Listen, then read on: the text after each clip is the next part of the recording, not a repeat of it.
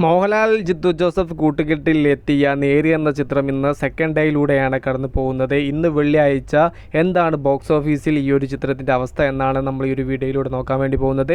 അതിലേക്ക് വരാൻ അതിന് മുന്നേ നമ്മുടെ ചാനൽ ആരെങ്കിലും പുതുതായിട്ട് കാണുന്നവരുണ്ടെങ്കിൽ സബ്സ്ക്രൈബ് ചെയ്യുക, സപ്പോർട്ട് ചെയ്യുക. കാലിക്കറ്റ് കൈരളി തിയേറ്ററിലെ 2:30ക്കുള്ള ഷോയുടെ ബൈക്ക് പാർക്കിംഗ് ഏരിയയാണ് നിങ്ങളിപ്പോൾ കാണുന്നത്. നല്ല രീതിയിൽ തന്നെയാണ് ഈ ഒരു ചിത്രം കാണാൻ ഓഡിയൻസ് തിയേറ്ററിലേക്ക് എത്തുന്നത്.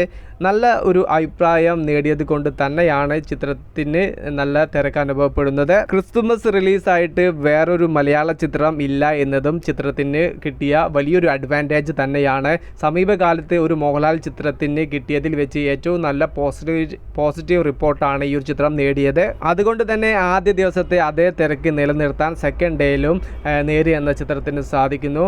വരും ദിവസങ്ങളിൽ വീക്കെൻഡ് വരികയാണ്. കളക്ഷൻ ഇനിയും കൂടും. 2023 അവസാന വീക്കിലേക്ക് കയറുകയാണ്. അപ്പോൾ തന്നെ ഒരു മലയാള സിനിമയ്ക്ക് ഒരു ബ്ലോക്ക് ബസ്റ്റർ വിജയം ഉറപ്പിച്ചിരിക്കുകയാണ് നേരി എന്ന് പറയുന്ന സിനിമ. ഈ വർഷം ഏറ്റവും വലിയ വിജയം കൈവരിച്ച 2018 അതുപോലെ RDXും കണ്ണൂർ സ്ക്വാഡും രോമാഞ്ചവും ഈ ഒരു ചിത്രങ്ങളുടെ ലിസ്റ്റിലേക്ക് 5ാമത്തെ പൊസിഷനിലേക്ക് നമ്മുടെ നേരി എന്ന് പറയുന്ന ചിത്രം എത്തുമോ ഇല്ലയോ എന്നാണ് ഇപ്പോൾ ആരാധകർ ഉറ്റുനോക്കുന്നത്. ഈ പറഞ്ഞ ചിത്രങ്ങളുടെ കളക്ഷൻ്റെ അടുത്തേക്ക് എത്താൻ നേരി എന്ന ചിത്രത്തിന് സാധിക്കുമോ? Just comment movie plus media. ഞാൻ ജിനുജനാസ്.